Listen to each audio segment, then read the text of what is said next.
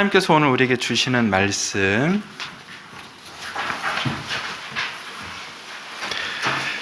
잠언 12장 1절에서 28절 길지만 읽겠습니다. 어저께부터 오늘까지 본문인데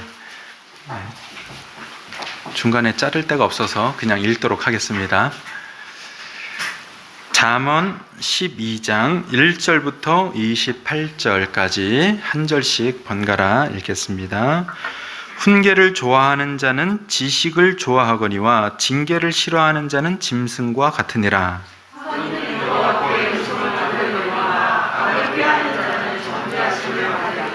사람이 악으로서 굳게 서지 못하거니와 의인의 뿌리는 움직이지 아니하느니라.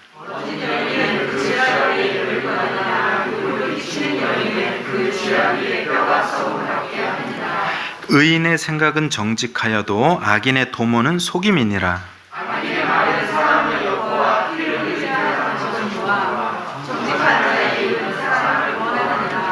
악인은 엎드러져서 소멸되려니와 의인의 집은 서 있으리라.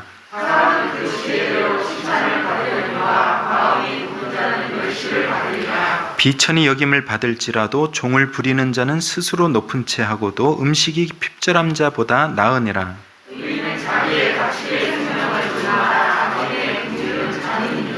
자기의 토지를 경작하는 자는 먹을 것이 많거니와 방탕한 것을 따르는 자는 지혜가 없느니라.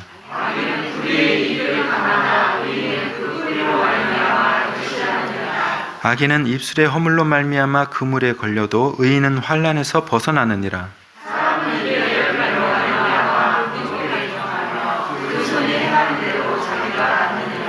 미련한 자는 자기 행위를 바른 줄로 여기나 지혜로운 자는 권고를 듣느니라.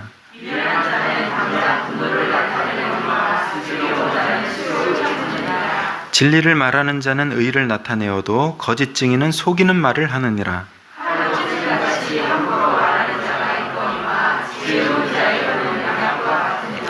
진실한 입술은 영원히 보존되거니와 거짓 혀는 잠시 동안만 있을 뿐이니라.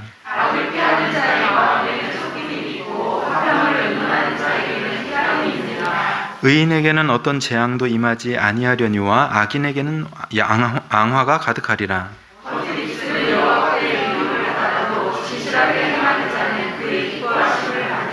슬기로운 자는 지식을 감추어도 미련한 자의 마음은 미련한 것을 전파하느니라.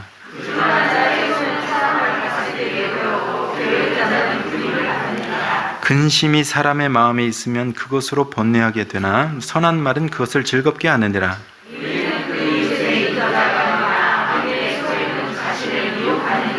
게으른 자는 그 잡을 것도 사냥하지 아니하나니 사람의 부귀는 부지런한 것이니라. 아멘. 살아계신 하나님 아버지 감사합니다. 우리가 무엇인데 우리에게 하나님의 음성, 하나님의 말씀, 하나님의 지혜로 우리를 인도해 주시려고 하시는지 모르겠습니다. 우리가 죄인인데 하나님께서 우리를 사랑하시니 우리는 그저 하나님의 사랑을 받고 감격하고 감사할 따름입니다. 오늘 이 시간도 거저 사랑 주시는 하나님의 음성을 듣고자 하오니 우리의 귀를 열게 하시고 마음을 열게 하여 주시옵소서. 거룩하신 하나님, 자비하신 하나님 앞에 우리를 보여드리고 내어드려서 합당한 인생을 살 수 있도록 도와주시옵소서. 자비하신 하나님 앞에 우리의 마음과 생활을 보여드리면, 있는 모습 그대로를 드리면 우리 하나님께서 좋은 길로 인도해 주시고 우리에게 평안과 행복을 누리게 하실 줄 믿습니다. 오늘 말씀 듣고 삶의 지혜를 얻는 시간 되게 하시고 어두운 인생길에 빛을 보는 성도들 다 되게 하여 주시옵소서. 예수님의 이름으로 기도하옵나이다. 아멘. 네, 오늘 의인의 지혜냐 악인의 어리석음이냐라는 제목으로 말씀을 드리겠습니다. 사람들이 사는 모습을 볼 때 삶의 열매는 없거나 삶의 열매는 그렇지 않은데 자기 자신의 인생을 의롭게 산다고 여기면서 사는 사람들이 상당히 많습니다. 자기의 행실은 다른 사람이 보더라도 저거는 좋은 열매가 아닌데, 그렇지만 자기 생각에는 이 세상에 의인이 자기밖에 없는 것 같은 거예요. 항상 자기만 맞는 것 같습니다. 사과나무는 사과 열매를 낼 때 그 존재가 일치가 되죠. 사과나무에서 배가 열리면 존재가 일치되는 게 아닙니다. 그런 것처럼 사람은 말과 그 행동에 있어서 일치가 될 때 그 사람을 비로소 의롭다고 말을 할 수가 있는 겁니다. 어떤 유명한 가수가 방송에 나와서 예전에 음주운전을 하다가 걸린 연예인을 보고 어떻게 공인으로서 음주운전을 할 수 있느냐고 신랄하게 비난을 했습니다. 감옥에 가서 좀 정신을 차려야 된다고 그런 얘기를 했습니다. 그런데 지난주 기사를 보니까 그 가수가 경찰에 붙잡혔어요. 근데 붙잡힌 이유가 음주운전입니다. 예, 또 어떤 정당 정치인이 장관 후보자를 검증하는 자리에서 공무원이 언제 돈을 벌어서 집을 서울에 2채를 샀느냐 그걸 따지면서 공직자의 자격이 없으니까 그만 사퇴하라 이렇게 큰 소리를 쳤습니다. 그런데 또 몇 주 뒤에 보니까 그렇게 공직자 후보를 다그치면서 큰 소리를 쳤던 그 정치인은 집이 강남에 몇 채나 있고 심지어 큰 보상비를 챙길 수 있는 땅을 마련을 해 두고 있었습니다. 다른 정치인이 그 사람에게 당신은 국회의원인데 어떻게 그렇게 많은 부동산이 있느냐고 따져 물었습니다. 그랬더니 대답을 못 하더라고요. 사람들은 보통 이 정도면 내가 의인의 삶을 살고 있는 것이 아니냐라고 자신에 대해서는 아주 관대합니다. 자기가 큰 소리 치고 자기가 다른 사람을 비난하지만 자기의 안에 있는 들보는 못 보고 사는 거예요. 항상 손가락이 어떻게 가 있어요? 이렇게 돼 있잖아요. 그렇죠? 너 때문이야. 너나 잘해. 이런다고요? 이런다고? 근데 어떤 사람이 이걸 보고 또 머리가 좋아요, 사람이. 손가락 하나는 상대방에게 가 있지만 나머지 손가락 3개는 어디 가 있어요? 자기한테 가 있다는 거예요. 사람이 이게 딱 이거예요, 사람이. 자기를 못 봐요. 자기는 의로운 줄 안다고요. 다른 사람에 대해서는 인색하지 않고 오히려 자기에 대해서 다른 사람에 대해서는 인색하고 자기에 대해서는 관대하게 살아가는 겁니다. 그런데 어떤 사람의 성격을 주변의 다른 사람이 객관적으로 잘 평가해 주는 것처럼 무슨 말씀인지 아시죠? 여러분의 성격은 여러분이 잘 보는 게 아니라 주변 사람이 잘 봅니다. 주변 사람이 당신 성격이 왜 이래? 그러면 그게 맞는 말이에요. 아멘 하시기 바랍니다. 자, 당신 왜 그래? 아멘 하셔야죠. 아니, 당신 왜 그래? 아멘. 옆에서 말해주는 성격이 맞는 거예요. 자기는 자기 성격을 잘 못 봅니다. 성숙한 사람은 자기 성격을 조금씩 봐요. 왜냐하면 성찰을 하기 때문에. 그러나 대부분 자기 성격을 못 봅니다. 주변 사람의 말이 평가가 맞습니다. 그런 것처럼 어떤 사람이 자신에 대해서 아무리 의롭게 산다고 어필을 해도 주변 사람의 입에서 그 사람은 그런 열매가 없다 이렇게 말하면 주변 사람의 평가가 맞습니다. 당신한테는 그런 열매가 없어요. 그럼 그게 맞는다라는 거예요. 마태복음 7장 16절에서도 그들의 열매로 그들을 알지니 가시나무에서 포도를 또는 엉겅퀴에서 무화과를 따겠느냐. 그 사람의 말과 행실에서는 그 말과 행실에 맞는 열매가 맺힌다는 거예요. 주변 사람들이 그 열매를 안다는 겁니다. 나는 항상 옳아요. 나는 항상 내가 의로워요. 나는 괜찮은데 주변 사람이 문제예요. 그것도 주변 사람들이 볼 때 그렇다고 해야 그런 겁니다. 대부분 그게 맞습니다. 물질 만능주의 시대가 사람답게 사는 가치까지 훼손하고 있는 시대를 살고 있습니다. 요즘에는 돈 많은 사람으로 살래? 아니면 의로운 사람으로 살래? 하고 물으면 거의 다 의로운 인생을 포기합니다. 그렇죠? 자신을 보면 잘 알죠? 의로운 인생을 살래? 돈 많은 인생을 살래? 고민할 필요도 없죠? 돈 많은 인생이 좋죠?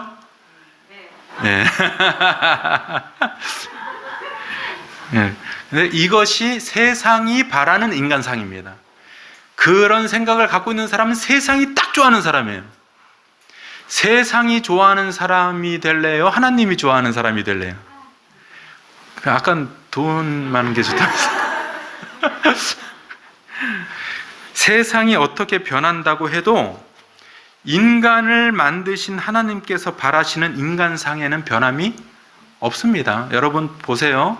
앞으로 우리나라가 우주 기술이 발전해서 이제 10년 뒤에 달나라를 간다고 해도 하나님께서 그 사람에게 바라는 인간상은 변하지 않을 거예요.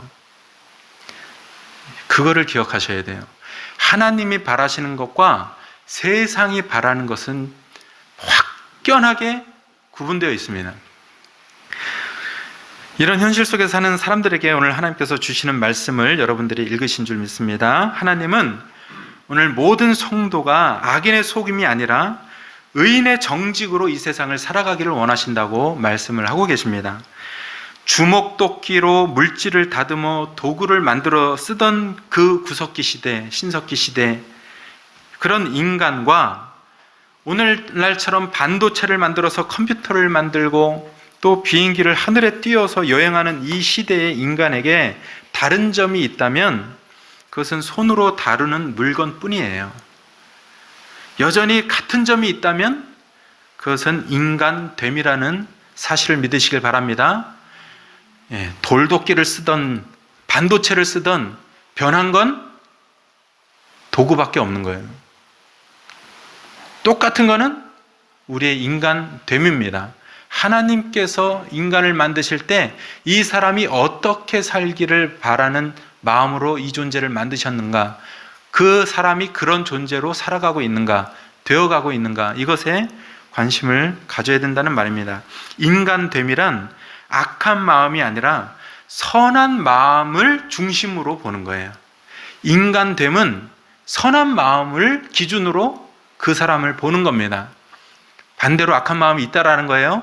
우리 5절을 한번 읽어보도록 하겠습니다. 5절 시작.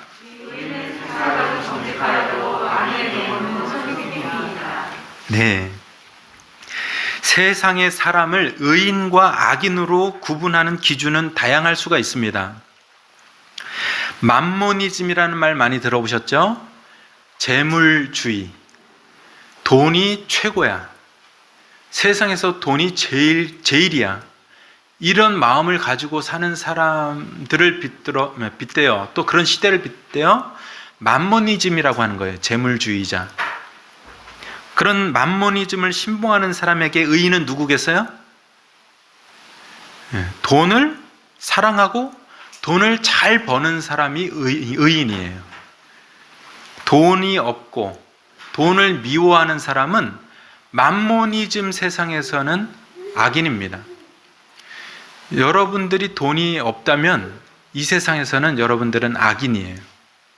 세상은 여러분들을 이렇게 볼 거예요.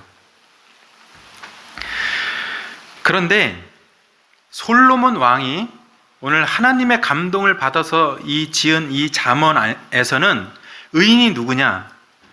의인은 그 생각이 정직한 사람이고 악인은 그 생각이 속이는 사람이라고 써 있어요. 자, 세상에서 의인은 돈 많은 사람이지만 하나님의 나라에서 의인은 정직한 생각을 하는 사람이에요. 하나님은 모든 성도가 의인의 지혜로 살아가기를 원하십니다. 악인의 생각은 어리석음이기 때문에 의인의 지혜로 살라는 거예요. 성경이 일관되게 말하는 악인과 의인의 구별 기준은 마음의 방향에 있는 것입니다. 내 마음의 방향이 지금 어떠하냐에 따라서 나는 의인일 수도 있고 악인일 수도 있어요. 지금 이 순간 내 마음이 어느 방향으로 향하고 있느냐에 따라서 나는 의인일 수도 있고 악인일 수도 있는 겁니다. 악인의 마음이 물질 중심의 욕망에 향하여 있다면 의인의 마음은 하나님 중심의 열망에 향하여 있는 거예요. 내가 오늘도 내 인생의 전부가 돈을 향해 있다면, 돈에 대한 욕망으로 향하여 있다면 그 사람이 악인이에요. 하나님은 그렇게 판단하셔요. 이건 제 얘기가 아니라 성경의 기록이 그래요. 하나님 나라 안에서 볼 때 누가 선한 시민이냐?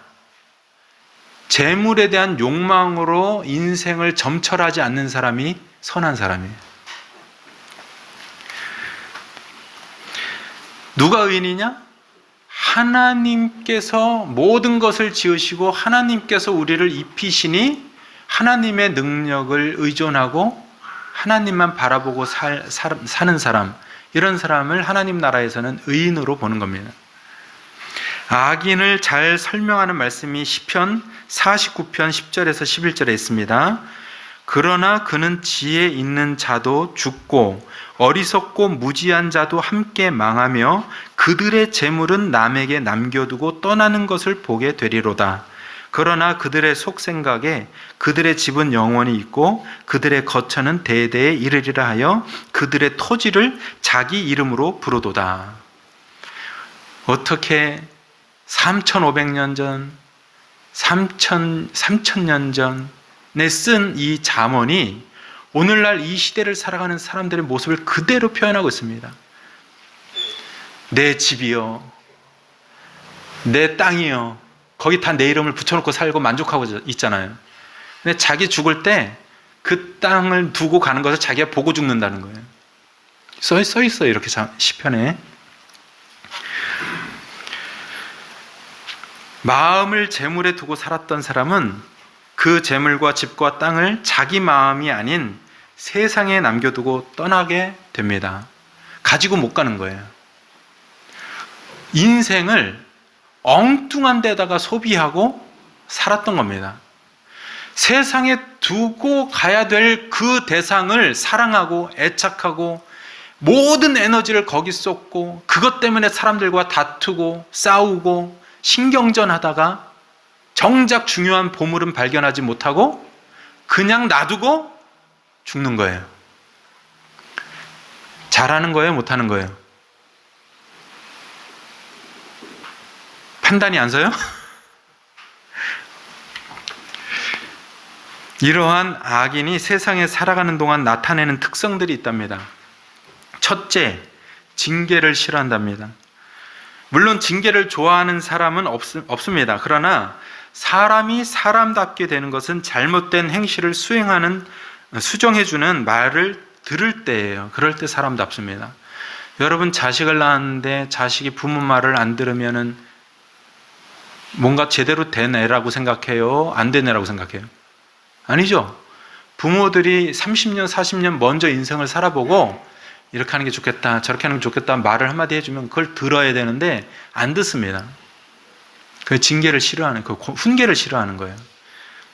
그게 악인의 특성이래요. 사람들이 해주는 말을 안 듣는 거예요. 악인은 그래서 부모의 말도 다른 지혜자의 말도 듣기를 싫어합니다. 악인은 자기 행위를 바른 줄로 여기지만 미련한 사람이라고 성경에 써 있습니다. 둘째, 타인을 넘어뜨리는 말을 합니다.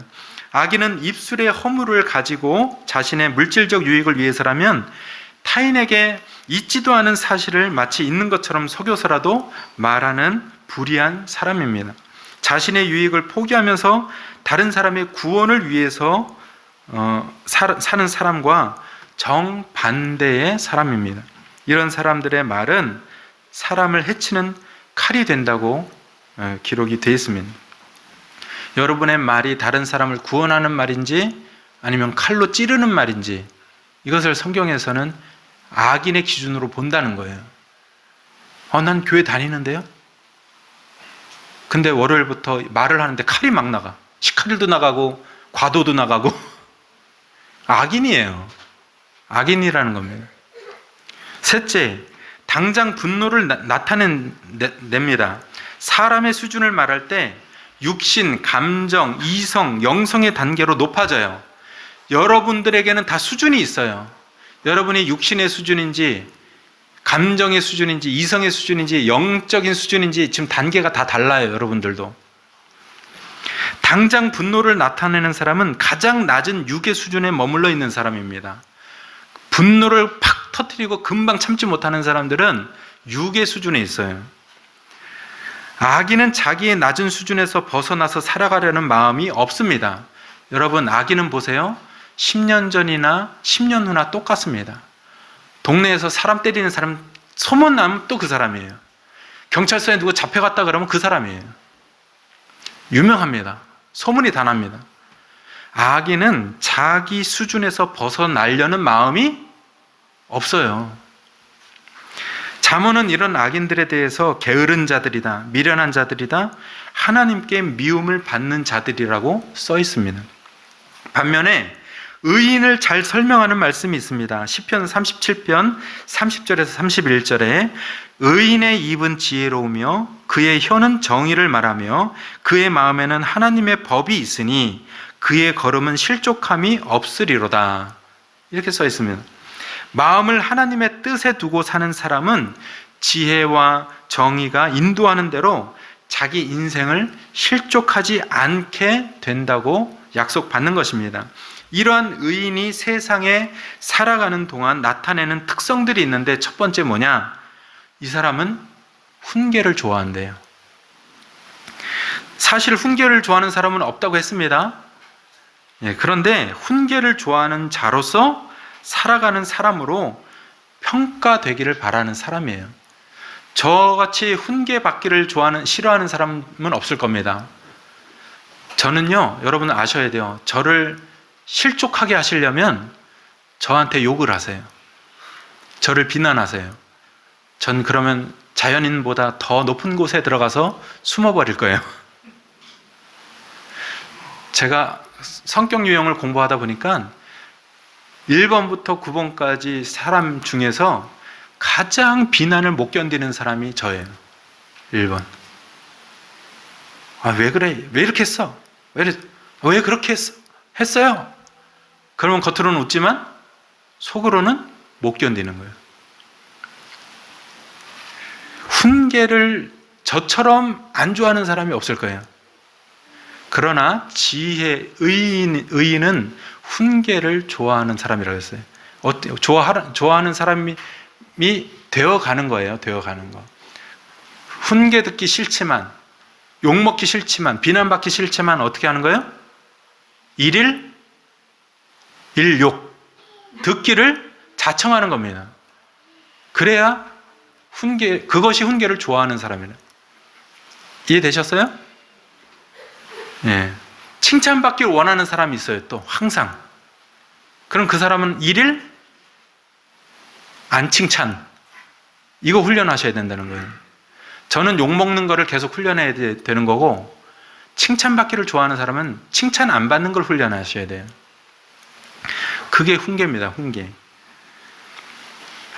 둘째로는 자기 가축의 생명을 돌본답니다. 의인이 가축이란 생계 때문이든지 문화생활 때문이든지 자신이 돌보는 짐승을 말하는 거예요. 생계를 위해 키우는 짐승이라도 키우는 동안에는 그 짐승도 하나님이 기뻐하시는 피조물이라는 사실을 알고 긍휼히 여기는 마음으로 돌봐야 됩니다. 그런데 악인은 그런 짐승들에 대해서도 잔인하다고 써 있어요. 짐승을 사랑하셔야죠. 왜 그래요? 우리도 피조물, 짐승도 피조물이기 때문에. 하나님께서 우리를 불쌍히 여기시는 마음을 가지고 이 피조물들, 다른 짐승들도 사랑하는 사람이 의인이라고 써 있습니다. 그렇죠? 그러니 여러분 집에서 강아지 키우고 고양이 키우면서 아빠가, 엄마가 이렇게 하는 거 좋아요? 안 좋아요? 아이고 내 새끼. 아빠, 엄마 되세요? 어떻게 보면 진짜 짐승을 안 좋아하는 사람들은 과간입니다. 과간. 그처럼 꼴불견이 없어요.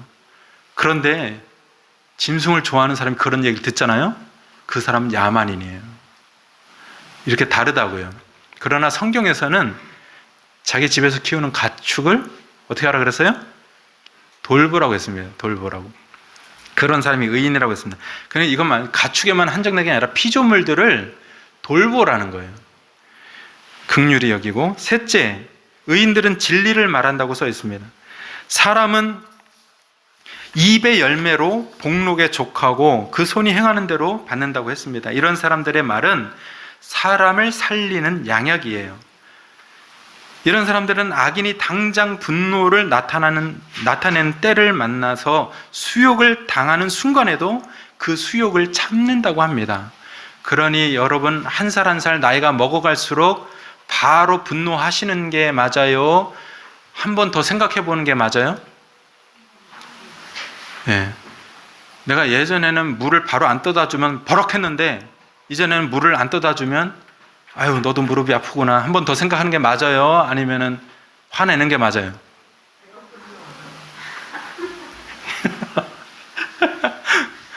예. 아까 뭐라 그랬어요? 육의 가장 낮은 수준에 있는 사람은 자기를 변화시키는 노력을 안 한다 그랬으면, 예. 성숙한 사람은요, 자기 육이 바라는 것을 자꾸 벗어나는 거예요. 예. 옛날에 했던 짓을 안 하는 겁니다.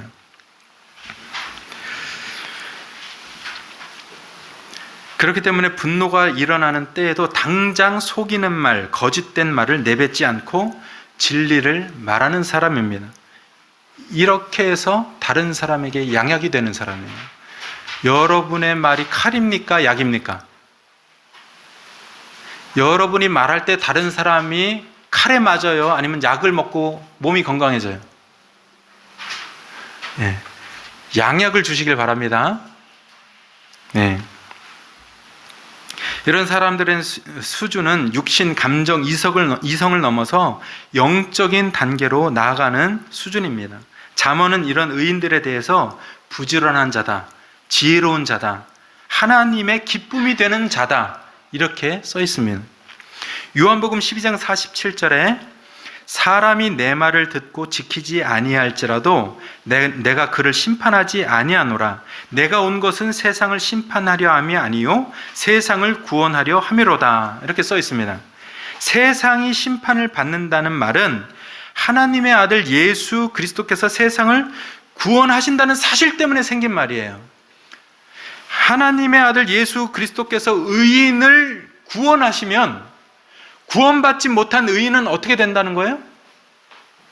상대적으로, 결과적으로 구원받지 못한 사람의 상태는 뭐예요? 심판받은 거잖아요. 그렇죠? 오늘 우리는 여기가 지구예요. 근데 이 지구에 우리가 지금 살고 있는데 지금 이 건물은 점점 바닷물에 잠겨가고 있어요. 지금 아래 4층까지 와 있어요. 내일이면 5층까지 차고 우리는 다 잠겨서 죽을 거예요. 근데 예수님이 밧줄을 갖고 이렇게 딱 오셨어요.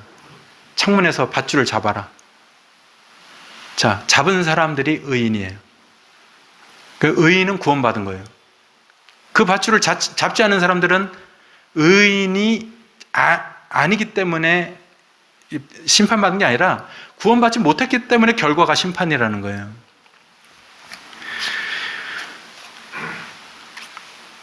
그렇기 때문에 의인이 정직하게 산다는 것은 항상 세상에 구원하시는 분의 사랑 때문에 세상에 심판 또한 있는 줄을 알고 그 마음을 향해서 사는 사람들을 말하는 겁니다. 아, 우리 예수 그리스도께서 우리를 구원하시려고 오셨으니 그러니 마음을 그분께로 향하여 살자. 그것이 의인입니다. 결국에 의인의 정직은 세상을 심판하신 분이 있다는 사실을 또 결과적으로 깨닫는 사람에게 있는 지혜가 되는 것입니다. 그래서 예수님이 말씀하셨어요. 내가 세상에 온 것은 세상을 심판하려는 것이 아니라 구원하려는 것이다. 구원하면 결과적으로 반대편에 있는 사람들은 심판을 받는 겁니다.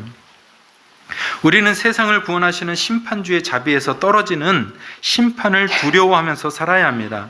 심판주의 자비에서 떨어지는 사람이 바로 악인이고 심판주의 자비에서 건져지는 사람이 바로 의인입니다. 그렇기 때문에 우리 의인인 모든 성도는 우리 마음을 재물에 대한 욕망으로 향하지 말고 구원을 베푸시는 예수 그리스도께로 향해 맞추고 살아가는 것이 중요합니다. 아셨죠? 여러분 왜 울림교회 성도가 되셨어요? 교회는 많은데? 생각해 보세요. 교회 많은데 왜 여러분 울림교회 성도예요? 아는 사람. 자, 집이 많은데 왜 그 집의 지금 주인이에요? 아는 분. 집이 많은데 왜 하필이면 그 집에 살고 있어요?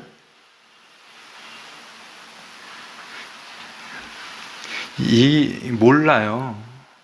여러분들, 되어지는 겁니다. 여러분들이 선택한 것 같지만 되어진 거예요. 왜 수만 채, 수천 채, 수십만 채, 수백만 채의 집이 전 세계에 있는데 왜 하필이면 거기 들어가 살고 있느냐고요. 여기에서 생각을 하셔야 돼요. 그건 내 노력 때문이다. 그런 분들은 안 돼요. 하나님의 섭리를 모르는 겁니다. 그리고 여전히 마음의 에너지는 내 노력에 쏟고 있는 사람들이에요. 여러분, 그냥 하세요. 그냥 사도 섭리가 있어요. 그냥 해도. 그런 때 뭐 하라는 거예요? 그 에너지를 재물에 대한 욕망에 쏟지 말고 나도 모르는 이 섭리를 행하시는 하나님께 에너지를 쏟으라는 거예요. 이해되시나 모르겠네. 수준 높은 얘기인데. 이해되세요? 안 돼요? 과외. 남으세요, 오늘.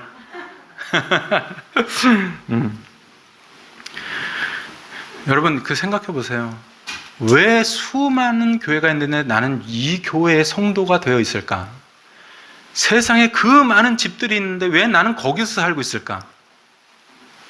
하필이면 하나님의 섭리를 생각해 보라는 거예요. 그러니까 에너지를 내 노력에 쏟지 말라는 거예요. 인생의 에너지를 하나님의 인도하심에 쏟으라는 거예요. 인도하심에. 구원을 베푸시는 예수 그리스도께 맞추고 살아가는 것이 중요합니다. 세상은 돈보다 강한 것이 없고 돈보다 중요한 것이 없다고 우리를 유혹합니다. 돈이 있어야 행복하고 돈이 있어야 좋은 일을 하고 돈이 있어야 교회도 확장한다고 속삭이고 그 생각을 믿게 만듭니다. 그러나 그것은 일리가 있는 말이기는 하지만 진리는 아닙니다. 돈이 있다고 행복한 교회는 되지 않습니다. 예. 그러니까 일리는 있어요. 그러나 진리는 아니에요. 여러분들의 가정에 돈이 있으면 행복할 수도 있지만 진리는 아닙니다. 왜 집에 재산이 50억이 있는데 왜 형제끼리 칼부림을 하고 서로 죽어요? 그러죠? 돈이 있어서 행복한 게 아닙니다. 어떤 집은 한 달에 150만 원 갖고도 세 식구가 기쁘게 살아가고 있어요. 많습니다, 그런 집이. 돈 때문에 행복한 건 아니에요. 세상에 돈이 없어서 가난한 사람들이 굶주리는 것이 아닙니다. 세상에 돈이 없어서 살인이 일어나는 것이 아닙니다. 세상에 돈이 없어서 전쟁이 일어나는 것이 아닙니다. 오히려 돈이 넘쳐나는데 사람이 굶주리고 죽고 전쟁이 납니다. 오히려 돈 때문에 전쟁이 나요. 그것은 돈, 재물보다 귀한 하나님께 대한 마음이 없이 살아가는 사람들 때문이에요. 세상을 구원하시는 심판주에 대한 두려움이 없고 정직이 없기 때문에 굶주림이 있고 싸움이 있고 전쟁이 있는 겁니다. 세상에 속는 악인이 아니라 심판 앞에 정직함으로 사는 의인이 되셔야 될 줄 믿습니다. 그렇게 의인의 정직으로 살아가기를 원하는 성도는 특별히 공의로운 인생길을 걸어가셔야 돼요. 이 세상 자체는 불의한 길입니다. 여러분, 이 세상은 불의한 길이에요. 불의합니다. 의롭지 않습니다. 구원자이신 예수 그리스도의 간섭이 없었다면 이 세상은 불의한 세상으로 늘 어둠 속에 있었을 것입니다. 그런데 이 세상에 구원의 빛을 가지고 예수 그리스도께서 오셨기 때문에 의로운 길이 한 줄기 생긴 거예요. 세상은 불의한데 그 불의한 세상 속에서 한 줄기 의로운 길이 생긴 겁니다. 그렇기 때문에 의인은 그 많은 길들 중에서도 공의로운 길을 선택해서 걸어가셔야 합니다. 28절에 보니까 공의로운 길에 생명이 있나니 그 길에는 사망이 없느니라 이렇게 써 있습니다. 성경의 증언은 세상 사람들이 사망하는 길을 가고 있다고 기록했습니다. 세상 사람은 기본적으로 사망하는 길을 가고 있는 거예요. 돈을 많이 벌든 건강하든 성공했든 상관없이 사망의 길을 가고 있는 것입니다. 그러나 사망하는 길 중에서도 생명을 얻을 수 있는 길이 있는데 그 길이 바로 공의로운 길이라는 것입니다. 정직한 생각으로 사는 의인은 공의로운 길을 걸어갑니다. 공의로운 길은 불의한 세상에 밝혀진 구원의 길입니다. 그 길은 하나님의 사랑 때문에 생긴 것이고, 또 하나님의 사랑은 하나님의 뜻에 순종하는 예수 그리스도 때문에 나타났습니다. 그러므로 공의로운 길, 공의로운 인생을 살고자 하는 의인이 있다면 그 의인은 하나님의 뜻에 순종하신 예수 그리스도처럼 살아가려고 하셔야 돼요. 하나님, 많은 길이 있지만 예수 그리스도께서 가셨던 길을 저도 걷겠습니다. 위인의 길이 있습니다. 돈으로 성공한 사람의 길이 있습니다. 운동으로 성공한 사람의 길이 있습니다. 또 자기 재능으로 성공한 사람의 길이 있습니다. 그 많은 길이 있지만 그래도 나는 의인이니 그 길이 아니라 예수님이 걸어가셨던 의로운 길을 걷겠습니다.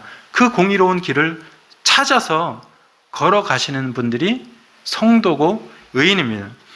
하나님의 아들 예수 그리스도는 불의한 세상, 거짓과 속임수의 세상에서 유린당하면서 사망에서 헤어나올 수 없는 사람들에게 구원을 베풀고자 하신 하나님의 뜻에 순종하셨습니다. 그런 것처럼 공의로운 길을 걸으며 의인의 삶을 살고자 하는 성도는 예수 그리스도를 의지해서, 그분이 먼저 가셨으니 그분을 의지해서 나도 하나님의 뜻을 따라 살아가야겠다.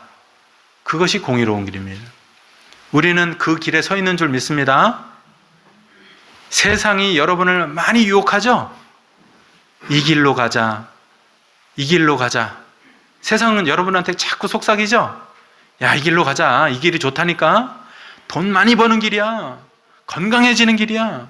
사람들한테 높임받는 길이야. 이 길로 가자. 이 길로 가자. 자꾸 유혹받죠? 그래도 예수님이 가셨던 하나님 뜻 따르는 길로 자꾸 눈을 돌리시길 바랍니다.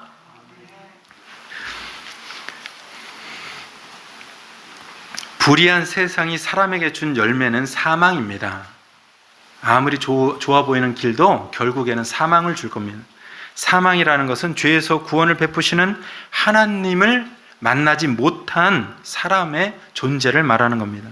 또한 사망이란 구원을 베푸시는 하나님의 뜻대로 살지 못하는 사람의 인생을 말합니다. 잘 먹고 잘 살고 돈 잘 쓰고 사는 것 같지만 그 사람의 존재는 사망이라는 거예요.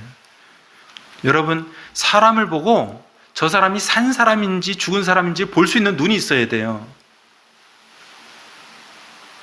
저 사람이 돈이 많은가, 이 사람이 돈이 많은가, 이것만 보는 게 아니라 저 사람이 산 사람이냐 죽은 사람이냐, 저 사람이 과연 살 사람이냐 계속 죽을 사람이냐, 이것을 보고 사셔야 된다는 거예요.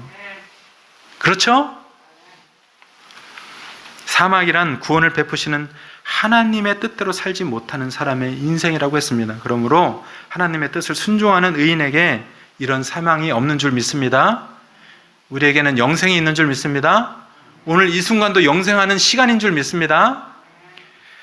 우리 성도는 하나님의 뜻을 따르는 공의로운 인생을 살아야 한다고 했는데, 돈이 최고라는 선전에 휩싸여서 사는 세상은 불의하기 때문에 세상의 뜻대로 돈에 파묻혀 사는 날이 온다고 해도 그 결과는 사망이 될 것입니다. 돈이 많아도 하나님의 뜻을 잊으면 사망이고, 건강이 넘쳐나도 하나님의 뜻을 따라 살지 않으면 사망이고, 사업을 성공해도 하나님의 뜻을 실천하며 살지 않으면 사망입니다.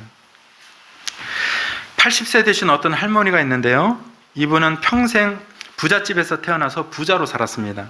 평생은 아니죠, 어린 시절에.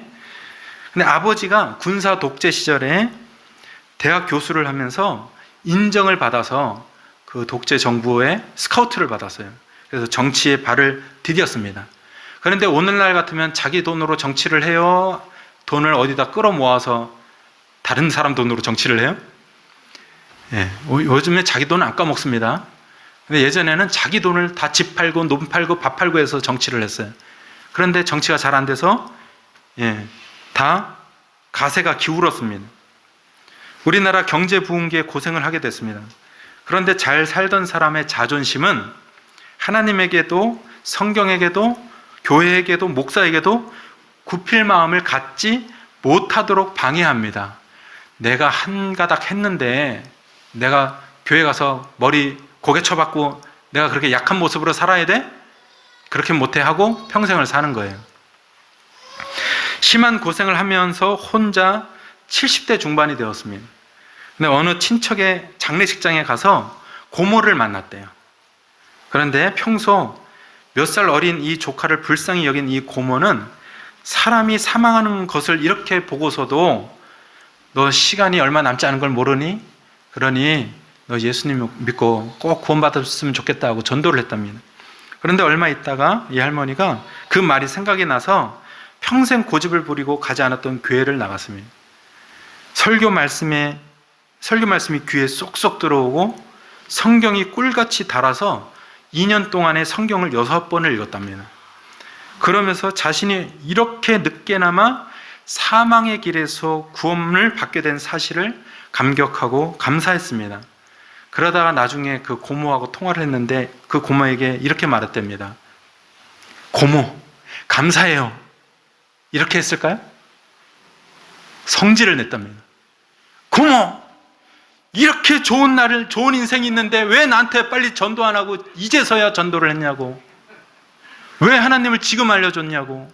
이렇게 막 성질을 내더라면. 그러면서 지금 기쁨의 세월 마지막을 80세에 기쁨으로, 기대함으로, 이전에 전도했던 보다 더 좋은 믿음으로 지금 세상을 하나님의 뜻을 따라 살고 있다는 얘기를 들었습니다. 의인의 길은 공의로운 길이고, 공의로운 길은 하나님의 뜻을 찾고 알고 살아가는 길입니다. 공의로운 길은 불의한 세상을 이기고 결국 우리 인생에서 사망을 물리쳐 줄 것입니다. 사망을 해결받은 사람에게만 돈이 유익하고, 사망을 해결받은 사람에게만 건강이 의미가 있고, 사망을 해결받은 사람에게만 사업도 보람이 있는 것입니다. 불의한 세상을 벗어난 사실일도 없이 사망의 길에서 벗어난 사람, 건짐을 받았다는 약속도 없이 나는 바르게 살고 있다는 자신감은 갖지 않아야 돼요. 그런 마음에서 돌이키셔야 됩니다. 성경은 그 사람을 불의한 세상 속에 있는 어리석은 사람이요 재물의 욕망에 사로잡힌 악인이라고 정의를 하고 있습니다. 여러분, 우리 성도님들 모두 의인의 지혜를 가진 사람답게 계속해서 공의로운 길, 하나님의 뜻을 따라 순종하겠노라고 다짐하는 그런 인생을 살아가시길 축복드립니다. 아멘. 네, 우리 가슴에 손을 얹고 한번 기도하겠습니다. 살아계신 하나님,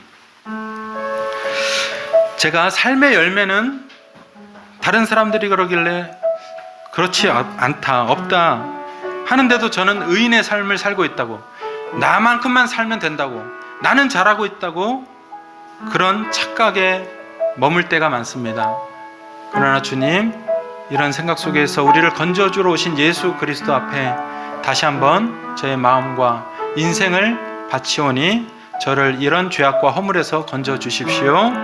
다른 사람은 다 잘못됐고 내가 옳다고 하는 마음들을 버리게 도와주십시오. 그리고 대신 오늘 주신 약속대로 의인을 정직하게 살게 하는 공의로운 길, 하나님의 뜻을 오늘도 더 찾고 알고 순종하며 따라 살겠노라고, 그렇게 약속 위에서 살아갈 수 있는 사람이 되게 해달라고 다 같이 말씀 적용을 위해서 함께 기도하겠습니다.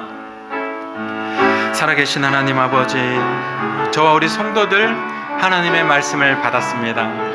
우리 하나님께서 우리를 여전히 불쌍히 여기심으로 항상 망각하고 잊어버리는 하나님의 말씀과 하나님의 사랑과 자비 앞에서 또 내 삶에 열매가 없으면서도 의인의 삶을 살고 있다고, 바른 삶을 살고 있다고 고치지 않는 이 태도를 주님 앞에 회개하오니 용서하여 주시옵소서.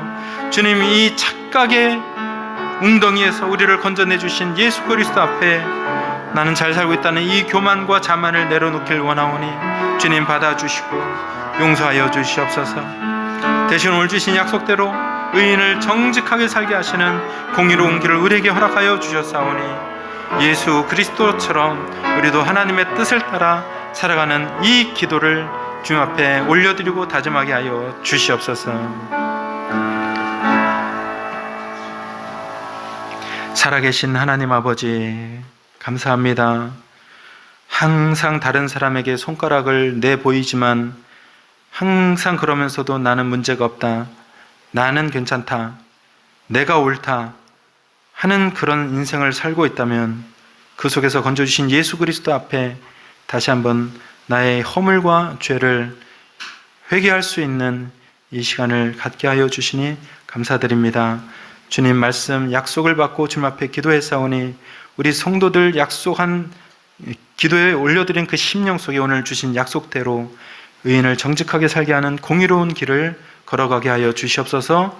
그 공의로운 길은 우리를 위해서 하나님의 뜻에 순종하신 예수님처럼 하나님의 뜻을 따라가는 것인 줄 믿사오니 세상이 여러 가지 갈래의 길을 우리에게 보여주고 이 길이 좋은 길이다 유혹할지라도 그것을 뿌리치고 하나님의 공의로운 길을 선택하며 살아갈 수 있는, 찾을 수 있는, 결단할 수 있는 우리 성도들 다 되게 도와주시옵소서. 우리가 살아가는 장래도 반드시 하나님의 섭리 때문에 어디에선가 살고 있을 줄 믿습니다. 그러니 되어질 일들에 우리의 에너지를 쏟지 말게 하시고 되어지게 하시는, 섭리하시는 하나님께 우리의 에너지를 쏟고 살아갈 수 있는 지혜로운 성도들 다 되게 하여 주시옵소서. 말씀 믿고 기도한 성도들의 육체 질병을 고쳐주시고 상한 심령을 회복시켜 주시고 가정을 일으켜 주시고 앞날을 환하게 하여 주시옵소서. 예수님의 이름으로 기도하옵나이다.